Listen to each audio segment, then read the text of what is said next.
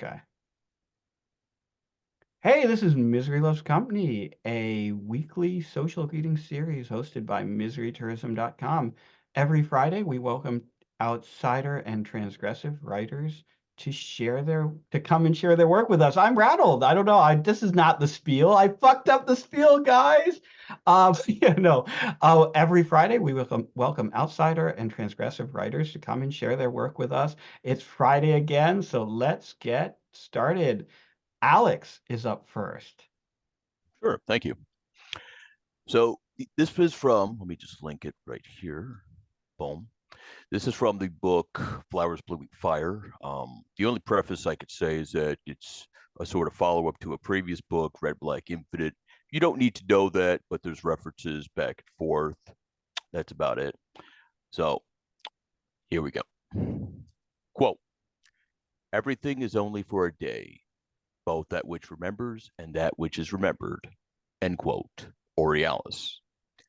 I see a society that commercializes pain. People buy pain. They buy your pain. They live vicariously in order to fill the hole where a soul had never formed. In the winter months, there plays a Christmas version of the infamous Rolling Stones song Cocksucker Blues, but modified to Cocksucker Claus, with jingle bells in the background. All the angst of the song has been thoroughly squeezed out for the appeal of the masses as shoppers brand obscure known symbols into their flesh in celebration and unity without realizing the origin of such symbolism. Wherein a child has a swastika and Star of David carved into each opposite jowl and keeps happily skipping along hand in hand with her mother and the man who is both her father and grandfather.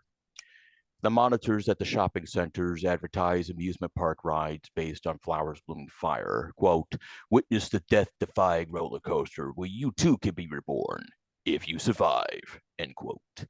As the store aisles are bedecked with special limited edition decorative red black infinite crack pipes. A live show plays out for all to watch. The Contours Do You Love Me Now plays over an extended rape where a tiny female with a bloated belly is held down, with her face painted in makeup and her eyes rolling towards the back of her skull.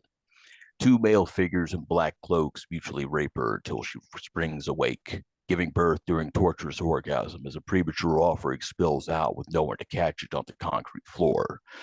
The rape continues unabated with TV monitors showing the finest details of the grotesque close up on the folds of skin, the beads of sweat reflecting off hair stubble, and the ever darkening point of entrance that was once so very pink is now red and torn and bathed in a sour spunk. To the surprise of those in attendance, the unnamed and unattended baby cries out, and a suited man appears, speaking directly to the cameras, as though he was caught mid sentence. Quote, I cannot convert and would not want to. I cannot lie to myself and prop up my ability as the seer. I should not be followed. I should not be repeated. The fruit of cloning shall be another great error on par with the worst crimes against humanity. Just as Orwell and Huxley predicted a dystopian future of either extremes of left and right, Shelley predicted the error of creating life and playing God in Frankenstein, end quote. The feed is interrupted and resumes that, quote, I need to resolve a great dilemma of mine and need to know if there is a difference in the cries of an infant when it's just naturally crying, as opposed to crying out of a pain being forced onto it, end quote. Where the host feeds the displaced offspring to a warm fireplace in mockery of Christmas Yule log marathons. Quote, the problems of the future today, end quote. Newgrounds.com. Next one. Quote, this is not a suicide note, end quote. People hang from the ceiling with hooks in their jowls to give them a horrible smile, where the hooks will eventually tear through the mouth and they will fall into an industrial sized meat grinder. In the folds of metal, thick with blood and waste, couples fuck in a waste pool of blood before they slide into the metal jaws that render flesh from bone. Yeah, that render flesh from bone. The process is not at all different from how chicken nuggets are made, where the remaining bone and carcass is fed to a machine that grinds it all up, so the last pieces of meat can be collected into a fine paste awaiting confectionery and chemical manipulation. The bodies drawn by suicide and overdose are thrown in, and those lovers in attendance receive a final splash of decoration before they are the next to be collected. A hunchbacked worker takes away a severed head covered by a black mask. They caress it before removing the mask and discovering it is a child's face with eyelids sewn to a close, and the smile rests in a permanent self-assured grin posing for a greeting card in after death. The worker picks up the severed head, recognizing something there, but cannot articulate it as their hands with red and black gloves pick up the head and hold it aloft by the hair towards the direction in offering to a large portrait of Jeffrey Epstein overseeing this factory of oblivion. The factory doors open with a big roar announcing the arrival of more meat. Quote, "This is the equivalent of a primordial scream," end quote. Another, excuse me.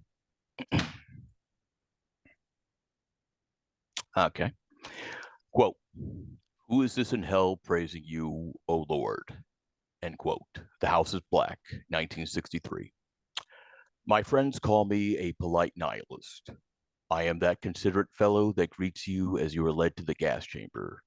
I will bring flowers to the grave of your dead child and say how pitiable it all is, but talk of how many lives will be saved by those spare parts. Quote, "You know, they were lucky that they died quickly. Look at the upside," I'd say. End quote.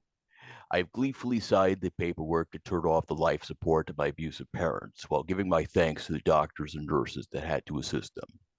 As a child, I lost a sibling shortly before Christmas and would be strong with my parents while later celebrating the joyous day and the fact that there's more money to buy me presents.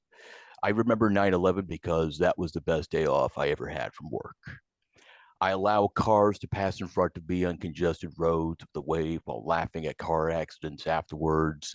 I smiled at industrial accidents uploaded to the internet while offering my condolences to my friend who lost their job. When I find the right person, then I plan to have our wedding at the Auschwitz camp, and that's a no-go, then there will always be sites of mass slaughter available for those perfect moments reflecting that dark tourism. I have had one-night stands while in the background play the final sermon of the Reverend Jim Jones to swoon my distracted lover. Later on, I will have to urinate, and when I go to the bathroom to do so, I imagine pissing on the many bodies dead by suicide. At times, I wonder if I am nice out of a fear of reprisal, supposing that there is a God to judge me for my actions. And I resolutely answer with a no. I just believe in manners, just as when I am with people who make the mistake of judging my disgust with others for shyness, when you're with people whom you love or simply tolerate or attempt to tolerate, and have those dark thoughts and desiring loneliness. I would save the drowning baby, but then flip the switch for the electric chair when that child grows up and pays for a life of criminality. Anything that speeds up the end times, I wait while letting those in power usher it. And I will cheer on those final death blows to a ruined machine, because every attempt at getting humanity back inside the Garden of Eden has to be forced. I hold the door open when I enter stores and give money to the bum trying to buy a drink, hoping he drinks himself to death, as I sing a song to myself praising nuclear winter and how sweet it is that the world ends while I have a great big smile. Quote, "The protective flames engulfed the soul of Jeanne when she rose up to heaven," end quote. The Passion of Joan of Arc, 1928. And one more. One more.